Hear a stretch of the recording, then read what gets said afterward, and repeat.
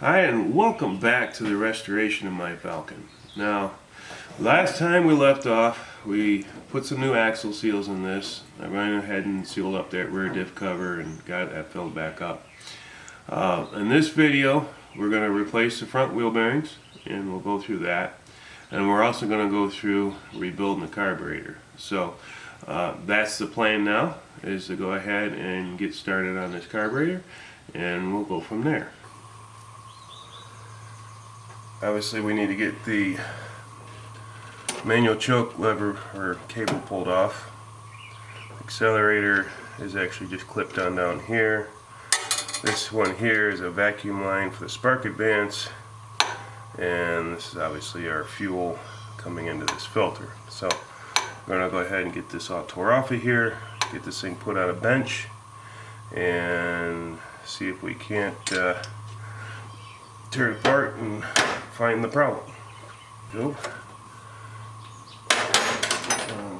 Getting this fuel line off.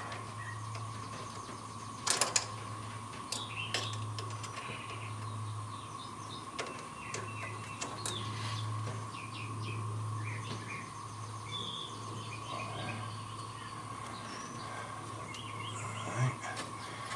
Might get a little bit of fuel sprayed out of here. Let's see. There we go. Wiggle jiggle and voila. Okay. Now go ahead and pull this manual choke cable out of here. There's a little set screw here that holds it. Loosen that up. And then we got another screw holding the cable to this bracket. Take this one loose. We should be able to slide this off of here. Okay. Alright. So, and then again, the accelerator is just clipped on this ball here. So, let's see if we can get that unclipped. Should just pop off of here. There it goes. Okay. Well, the only thing left, nuts, these studs here.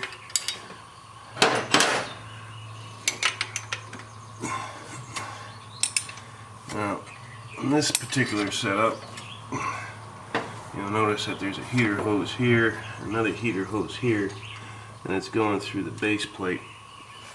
And there's a reason behind that. You want to keep the base of the carburetor warm, specifically when you're in some cooler environments.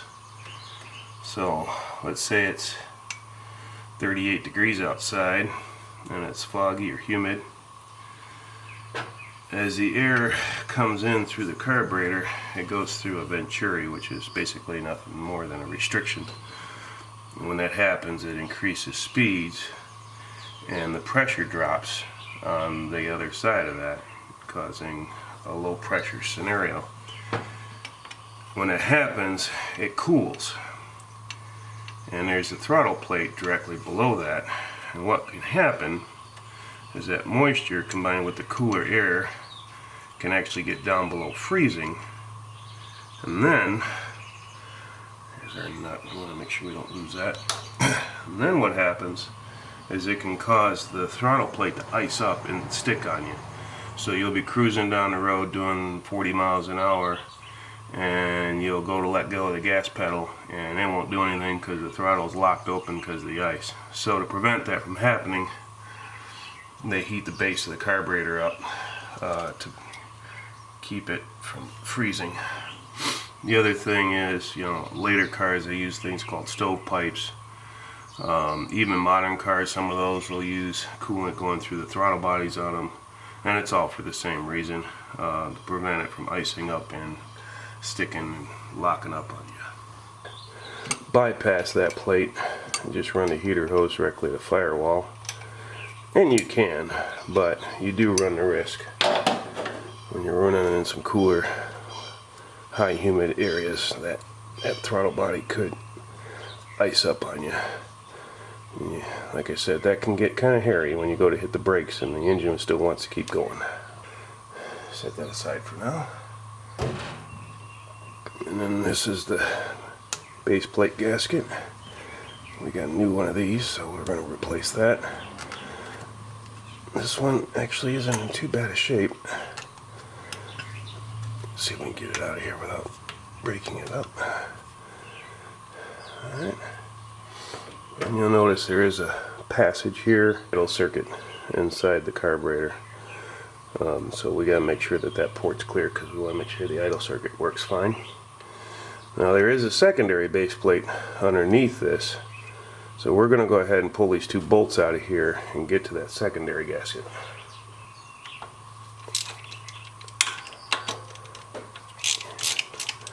And those could have been a little bit tighter than that, so may have had a small leak from there.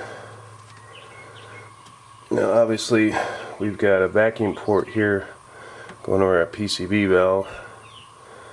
That's to pull all the vapors from the crankcase and burn them so that we don't just blow them into the atmosphere. And it keeps all the moisture out of there, gives it kind of a fresh airflow through.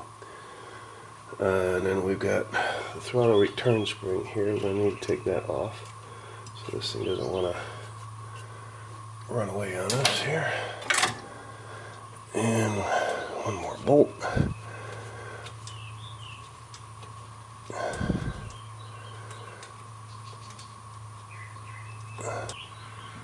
Pull it aside, get to this gasket. There it goes. Alright, pretty decent shape actually, being, I don't know how old it is, I don't know who's been in here before me, but it is in pretty decent shape. Alright, let's move over to the bench and start tearing apart that carburetor. Old floor mats to hold my parts, keeps things from rolling around and getting lost. Makes things, for me it works a little better. But so to get this top off, first thing is we got this rod here. This is our accelerator pump. This is going to give us a first shot of fuel when we first hit the gas to kind of keep the car from stumbling. And then this is the vent for the fuel bowl, and then it's changing where the vent goes because as you accelerate, air can flow against this and try to draft fuel out of here, and we don't want that, so this actually kind of closes that off. But we're going to go ahead and get this off here. There's this little clip on here we got to get off. Kind of broke this clip, but that's alright. We're going to set it aside. Okay, from there, now that we got that off, we need to get this off. And this rod here for the choke plate, that's got a special key in it, so as you pick it up we can rotate it and get it out of there. So let's go ahead and pull these screws out. Should be able to lift this off. There we go. And as we lift it off, like I said, on this side here there's a special little notch there that winds up with a notch on this guy, so you can take it off of there. So, and yes, we have some fuel in there and some dirt. Alright, so what we have here, this is obviously your float. Underneath the float you have the needle and seat, so as the fuel level drops, this float drops and it allows this needle and seat valve to open. We can go ahead and get a better look at that here because we're going to take it apart. It's a little rod that sits in here that holds that. And now there's no clips or anything because it sits inside these two channels, so it can't really go anywhere. So there's the float. I do have a new one of these. Hard to find, but I did get one. Alright, and here's the needle that sits inside the seat there. Obviously the fuel's coming in through this port, through that, and this is what's stopping it when the float comes up so we don't overfill the carburetor. Alright, from there Like I said, we've got this vent piece. You can see it's spring loaded there, but as it pushes over, it kind of blocks the venting from going up into the carburetor. This should be our main jet. So this is obviously submerged in fuel, and the vacuum coming past here is actually going to pull fuel through that jet and mix it with the air and put it into the engine for it to be burned. Now, these jets can be changed to different sizes for different altitude levels, because the higher you are in altitude, the thinner the air is. So the thinner the air is, the less amount of fuel you need, because there's not as much air there for the fuel to mix with. So if you have an issue where you're changed to a different altitude, i.e. you move to the mountains or something, and your car is always running rich, or motorcycle or boat or whatever, it's going to be because you need to change out that seat there, or that jet. Here, obviously there's fuel in here. This is our accelerator pump. It's actually going to force fuel. There's a check valve down there and another one over here. You'll actually see something there. It's going to force the fuel out of this port here, which is going to in turn force it out here and spray fuel directly in there. And this is what I was talking about, the venturi. You'll see how this gets smaller, and on the bottom side it gets larger again. So again, as the air hits that, it gets condensed and compressed and forces it to increase its speed as it goes past, and when it does on the back side, it creates a vacuum effect, and it allows the fuel to vaporize and mix with the air better, make that work. This guy here, this is actually something I very rarely ever have run into, but this is actually to control the vacuum for your spark advance. So it changes when the vacuum can actually go out to the carburetor or to the distributor and advance your vacuum. So, and I know there's a new one of those in the kit. So let's see if we can break it loose with this, or do we need to get it wrench? Okay, it's not that tight. Okay. I'm going to pull that out of here. I'm going to put my finger over this guy right here, because like I said, there's going to be a little ball in here. That's for the accelerator pump. I certainly don't want to dump that in my nasty oil and fuel. So.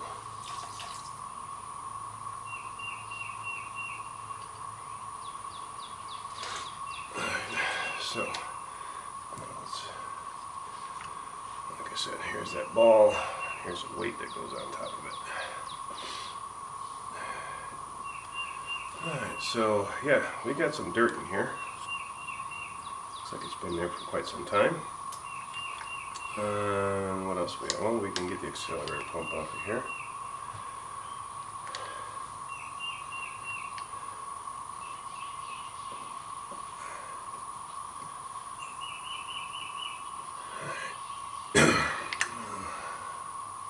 Oddly enough, I've got this two separate holes here, and it's crazy.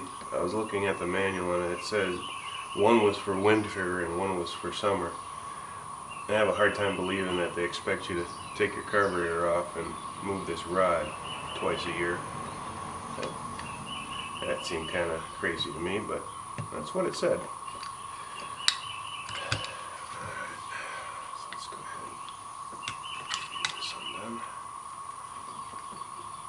Someone's been in here before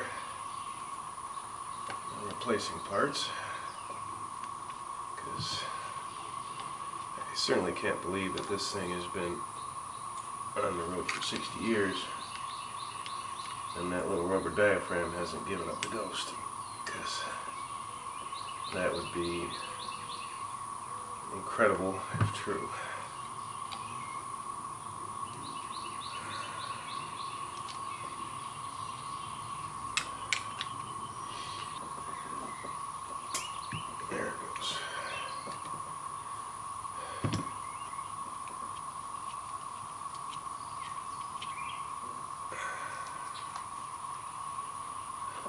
Jet.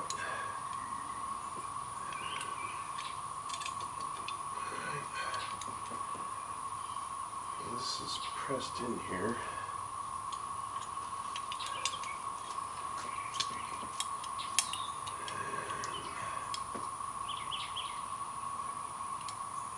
There's got to be a way. Because it appears to be a valve that's pushing on there.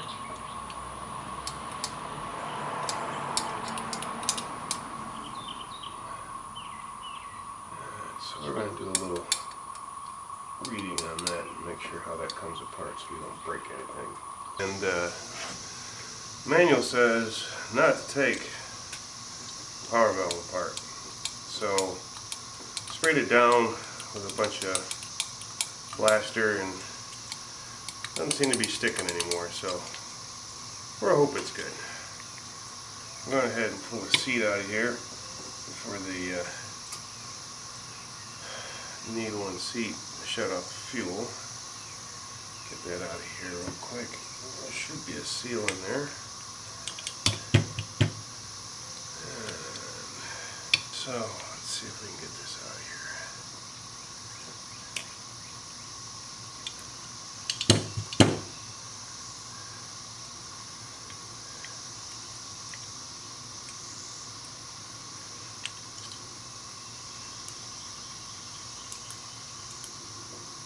Okay, so there's the seal.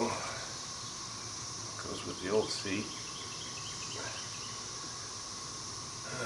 We're going to go ahead and just spray this off real quick. Some carb clean. Try to get in all these ports here. Get this cleaned up. Get some paper towel here.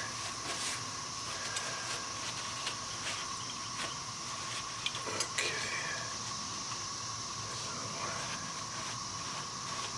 So glue out all the passages there with some carb clean.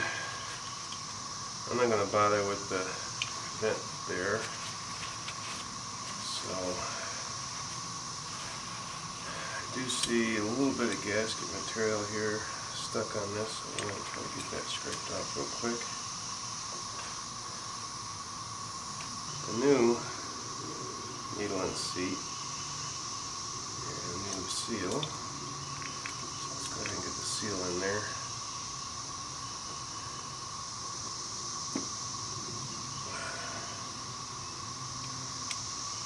Obviously, if you forget the seal or you put it in wrong,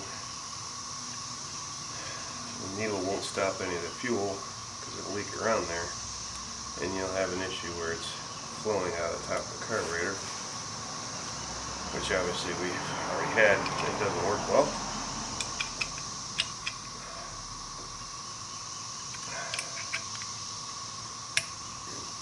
Needle valve going in there.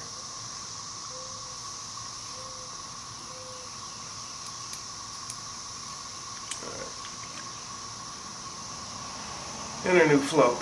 Now there's two tangs on here. This one determines how far it can drop, and then that one determines how far it can raise. It appears that this one's a little bent. Let's see if we can straighten it out here a little bit here. Get a feel for where we're at.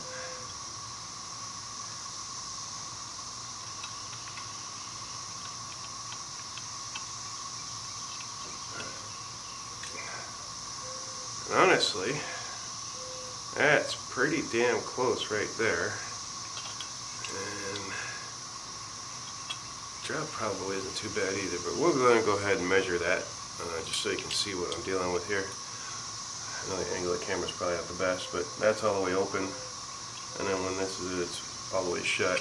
And usually, rule of thumb is if you don't have a way, know what the spec is or a good way of measuring it, normally, when you hold it upside down, such that it's closing it down, the float is perfectly parallel to the surface of the top of the carburetor. That's normally a really good rule of thumb. But we do have this handy dandy kit that comes with handy dandy measuring stuff. A 64, 170 engine.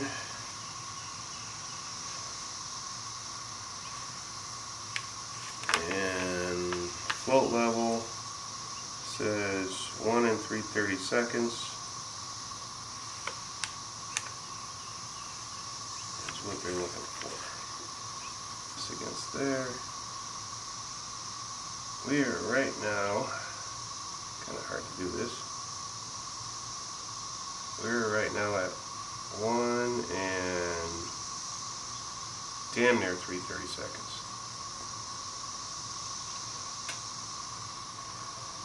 Tab there to bend, but I'm pretty sure in shipping this main tab here got a little bent, so I'm going to try to give this just a little bit of a nudge here. There we go. Let's see what that gave us. Oh, that looks like I got a bit too far on that. Let's see. Well, actually, still needs to come up a little higher. Let's see how we are on the other side.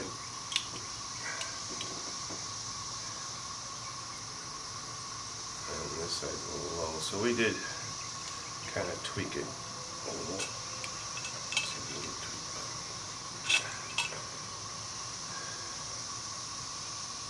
Alright. Now, I'm going to come in here with a little screwdriver and give this tab just a little bend.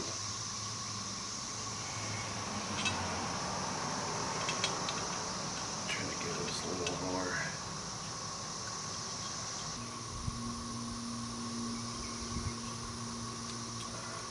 Try this again.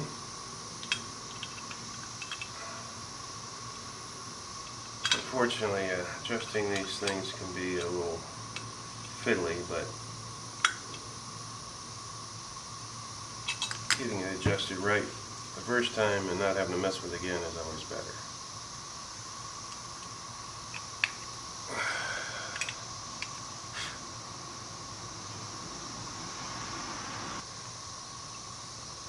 And we're there.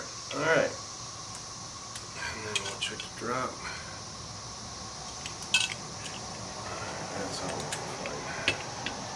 Make sure that's centered. Like I said, our power valve was sticking before. Seems like it's working now. I'm 98% sure that was the whole problem with this carburetor, because it was running lean just off throttle or off idle. And the way this works is with the car running and you got vacuum, it closes that valve, and then as you lose vacuum, it allows us to open and send more fuel up into the engine. So obviously to give you the more fuel for the engine when it doesn't need vacuum, because it's trying to make it go. Our idle mixture screw. I already adjusted this and I know it works, but we're going to go ahead and take it out and make sure the port's clean. But I always do is make sure I get it back to where it was so we get close when we get started. So we're going to count. We got half, one, just over one turn before it bottoms out. And that gives you a good idea where your starting point needs to be. I do have a little gunk on here about the accelerator pump and how it's got a couple different settings. I was incorrect in saying it had something to do with this. This is actually designed to have a dash pot on it, which is basically keeps you from going straight back down to idle. It kind of makes it slow, so when you let go of the throttle, it doesn't just go slamming right close. It slowly comes back down and keeps you from stalling, and really helps you shift more smoothly. But for whatever reason, this model of carburetor does not have that dash. I was filming that myself, and at one point the memory card got full, so I don't know where it cut off. But the issue I had was with the power valve right here.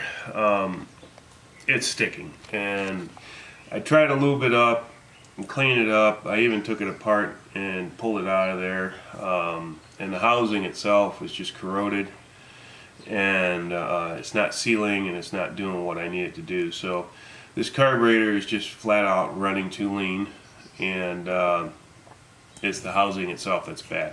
So, voila,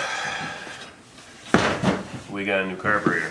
So we're going to go ahead and change the carburetor. Unfortunately, that one just wouldn't get rebuilt. Now this one comes with some fuel line. Comes with an inline fuel filter, which I probably won't use because there's a fuel filter on the fuel pump and I don't know that I need that many filters. And then we have the carburetor, we got a mounting gasket, some fittings, and that looks like about it. So this carburetor here is actually more appropriate for the car. It's the same carburetor. It's still an Autolite 1100, but this one has the dash pot function. And I briefly talked about that before. What that does is when you let go of the accelerator, instead of it slamming right back down to idle, it slowly comes back down to idle, which works out really well with a manual transmission when you're going through shifting gears and you back off the throttle and you put it in the next gear and you go to hit it again. It makes the shifts a lot smoother. Also prevents stalling and some other issues. Now looking at this carburetor, there are a few things I'm going to have to do to it before I install it. Here is for the choke cable, and if you can look at the difference, this one's hanging out that way and this one's hanging out this way. So I'm going to have to take this off, flip it around, and put it back on. Not a big deal. The other thing I noticed is that this idle screw, which is right here, that is jacked in as far as it can go, and these throttle plates are, well, throttle plate, there's only one, is slammed completely shut. So this thing wouldn't idle with that setting. But what I'm going to do is when I pull off the old one, I'm going to get a look at where the throttle plate is on that and try to get this one to match up as closely to that one as I can, so when I do get this up and running and I go to adjust it, I've got a good starting point. So we're going to start with pulling that one back off, and then we're going to make some changes on this one with the choke linkage and the idle settings. And also the other thing is for whatever reason, I don't know why, but this dash pot's not set properly. I don't know if you can see that, but this screw here, it should be hitting on that plunger and it's not. So we're going to have to make some adjustments to that too. But you know, it is a brand new carburetor out of the box. I matched this one up to the old carburetor. I didn't do the dash pod yet. We'll have to get to that here in a minute. But when I get this thing in here and mount it up, it's nuts fighting me a little bit. But I did swap around the linkage here for the choke. Again, it was inexpensive. Almost makes me regret buying a float and needle and seat and a carb kit, because for a few more dollars I could have just bought a whole new carburetor and been done with this project. But you know, that's what happens.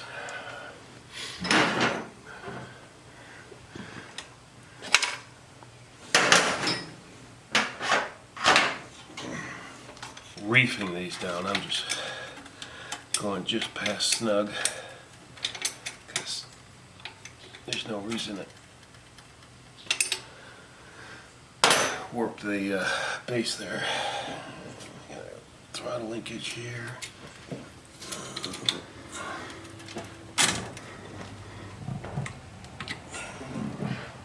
Take the spring off. There we go.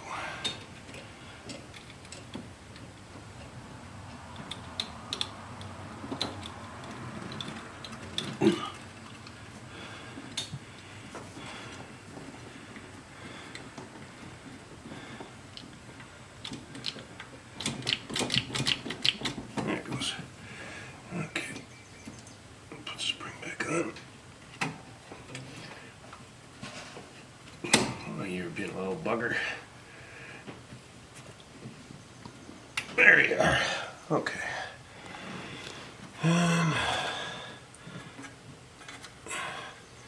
fuel line on back up. Now obviously there's no fuel in this float bowl, so it's going to take a little bit to get started. I'm going to use a little carb cleaner, give it a little help, get the engine cranking and the fuel pump pumping, and get things happening a little quicker, just so I don't burn up the starter and kill the battery. I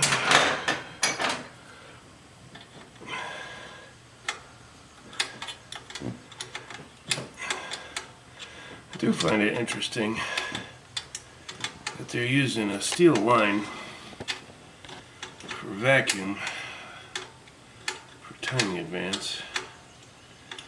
I mean, I'm used to just rubber vacuum hose on fittings, not dealing with regular compression fittings.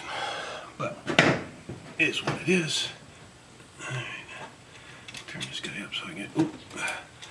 Well, that's a little bugger there, isn't it?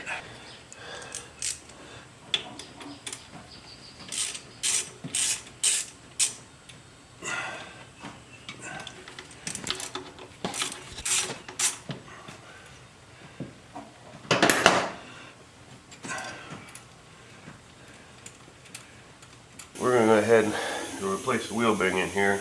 Let's see if you can hear this. I don't know that you can, but it's not supposed to sound like that. The dragging noise, that's the brakes. That roaring noise, that's the bearings. Shouldn't be making that noise. So, we're going to go ahead and just walk you through how I replace some wheel bearings here.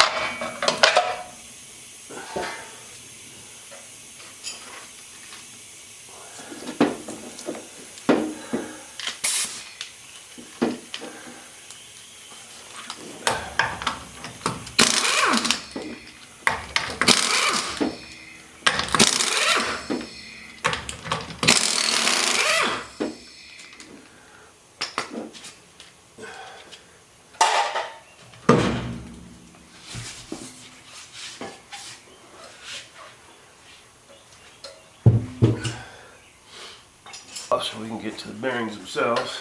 We're just going to use this pair of channel locks because they should come off fairly easy. If not,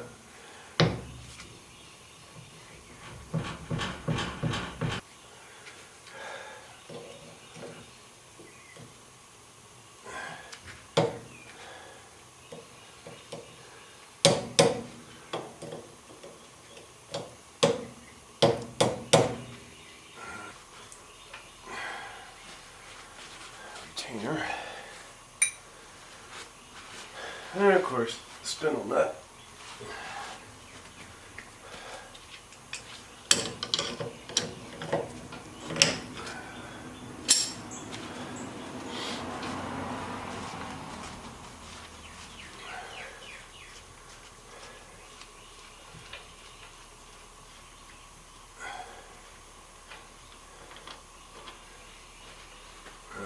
What you usually do is just give it a pop, and it'll force the outer bearing out.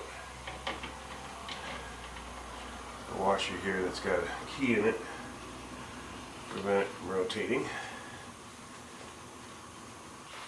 So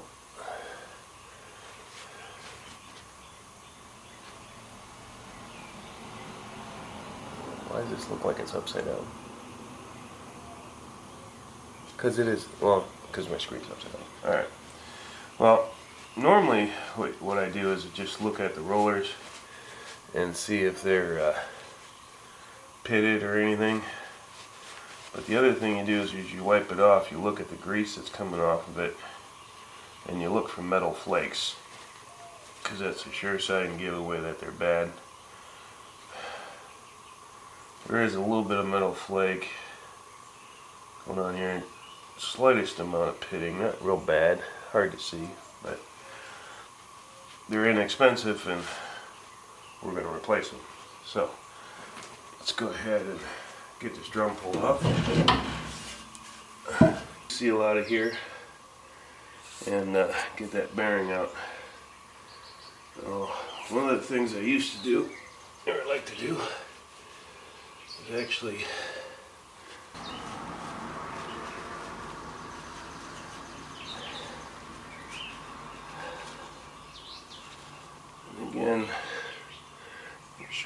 you can see it, but there is a little bit of metal flake going on here, so see the little shiny stuff showing up in this grease. So that's the actual bearing coming apart. That's causing our noise, and obviously it's worn out and going bad. So we're going to replace those. They're hardened steel. They're right on, the bearings are right on, and they wear just as much as the bearings do. So we need to replace those anytime we replace the bearings. Inside the hub, you can see the race, but there'll be a notch on each side that you can get behind that race, so you can drive it out because they are pressed in. In here there's a couple grooves that you can get past the seat where the race sits, and you can knock the race out. So here's the inner race, and if you take a quick look at that,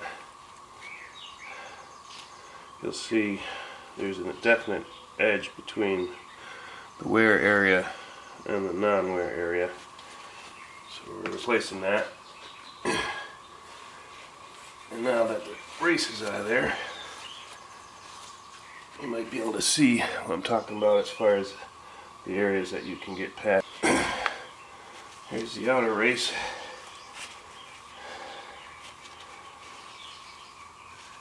And that one there too has pretty good signs of wear on it. So, we got our new bearing sitting right here.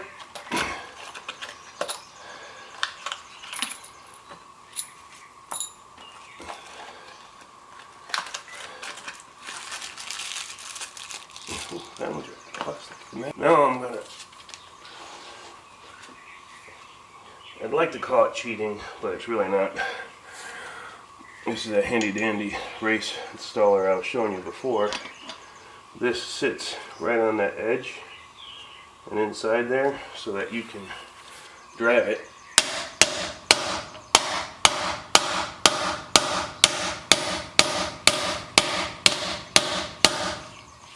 You'll know when you're there because the sound changes. Would have gone in faster if I wasn't on this pad, but I don't want to crack my cement floor, ruin the paint. So here's the other one.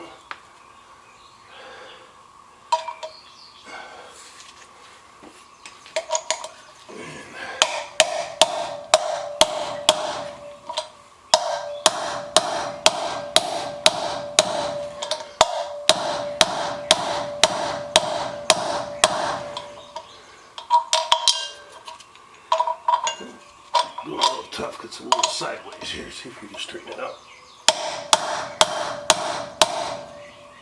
There it goes. Okay. Alrighty. So the races are in there. Clean out any metal that may have freed up from driving it in. Here's another cheat tool. This is a bearing packer. Yes, you can pack the bearings by hand. Get yourself a wad of grease, put it in your palm, take the bearing and just force the grease between the rollers, get it packed full. But I've had this thing a really long time and I'm spoiled. So I'm going to put the bearings in there. That. This cap on. We're just going to press on it.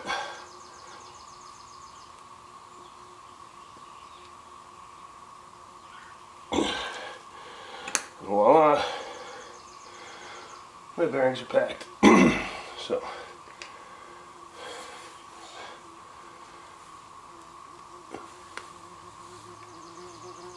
There's.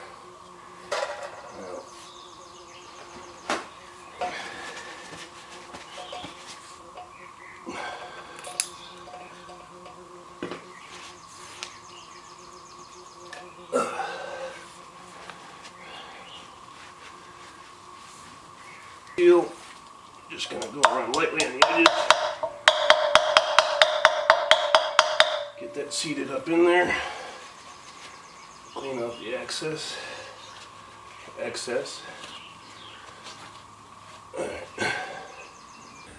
Well, thanks for watching this video. Hopefully you got something out of it. I'm personally a little frustrated. I apologize for not giving you complete footage of everything that's going on, and I'm going to fill you in right now. So, obviously, you'll see the wheel bearing was done, and you saw me working on putting that new carburetor on, and never really finished that in the video. But I did finish that in real life, and after I got it done, I could make it run decent in the garage, but as soon as I tried to take it on the road, it would stall. And I eventually figured out that if I just shook the car, it would shut off. So there's something desperately wrong. So I took that carburetor back apart and found that the float level from the manufacturer was set way too low. So there's barely any fuel in the float bowl. So I reset that and I set it too high, and it ran fair. Didn't run perfect, but it ran fair. But intermittently it would flood out on me and fuel would start pouring off the top of the carburetor again. So I assumed that somehow I screwed up the needle and seat in the process. So I took it all back apart. I made sure the float was set to specs. Still doing it. Took it all back apart, replaced the needle and seat. I have several here. It's still doing it. So then I grabbed another float that I had laying around, because I have a couple of those here, put that in there. Not doing anymore, but I'm back to the running lean off idle. I've checked for vacuum leaks. I've done everything I know to do. The only thing I got left is there's something wrong with these carburetors. So the main jet, which we talked about in the rebuild, those are set up specifically for different altitudes and density of air and control how much fuel can go in. Because I have the one out of the old carburetor and the one in the new carburetor, I could modify the old one as much as I want, because I still have the new one if I ever had to go back to it. So I took the old one, I drilled the hole a little bit larger. I do have some really fine drill bits. They're actually made for cleaning out torch heads, but I brought it up a couple thousandths, tried that. It's a little better, but still too lean. I brought it up a little richer, and voila, it was running good. I got it to where I could drive it. I didn't have any hesitation anymore, and no stumbles, had decent power. I was happy. Alright, finally got this riddle solved. So I took it out and on a road test. And on that road test, I found out the top speed out of this car right now is 65 miles an hour. And I'm not happy about that, because I was hoping to be able to take it on a road trip. And at 65 miles an hour with the engine acting like it's going to explode anytime is not optimal. So, haven't decided exactly how I want to approach that, and I haven't decided yet because on the way back from that road trip I got stranded. Something happened with the float again, car shut off, pouring fuel out the top of the carburetor, and it wouldn't roll. The car was just stopped, it wouldn't move. I got it started, got it back home, and I noticed when I got it back home the brake lights were on. Now in this car, the brake light switch is actually tied in at the master cylinder on hydraulic pressure. So that hydraulic pressure is what causes the brake lights to come on. So the fact that those were on told me that there's still pressure on the brakes. So I cracked the line loose at the master cylinder, and sure enough, the brake lights went off and the brakes weren't sticking anymore. So is that a bad new master cylinder? Or is it some moisture or something that's still in the brake lines that I didn't get all flushed out? I don't know. The other issue I have is this brand new clutch I put in, and I've put in lots of clutches, is chattering right out of the box. So did something happen when I turned the flywheel? Or is there something wrong with this brand new clutch I got? I don't know. So those are some frustrations I need to dig into, plus why is the carburetor still messing up on me. Now I did notice a little bit of sediment in the bottom of the float bowl the several times I took it apart, and I did not install an inline filter at the carburetor because, well, there's one on the fuel pump. I didn't think it'd be necessary, but I'm going to go ahead and put a fuel filter on at the carburetor, and I'm going to hope that that stops that problem. And I'm going to flush all the fluid out of the brake system again, and we're going to drive it and see what happens. If it acts up again, then obviously there's something wrong with the master cylinder. And then from there, I'm going to have to pull this transmission back out and inspect this clutch and see what happened. Did the flywheel somehow not get turned right, or is there something wrong with this brand new clutch? So that'll be more for the next video. Apologize about how long it's taken me to get these out, but you know, working full time and taking care of the house and family, and this is a side project, and I'm not a YouTuber, or at least that was never my plan. But I'll do better in the future to get you more inclusive on what's going on and the things I'm doing, and try to explain everything as it happens. If anybody has any comments that they would like to add on things that I should be looking for that I'm missing, I'm more than happy to read them. Once I do get this thing running good, I still have to make a decision on what we're going to do with the bodywork. So I'm going to put it out there now so that you guys can throw some comments back this way as far as what color do you think I should go with.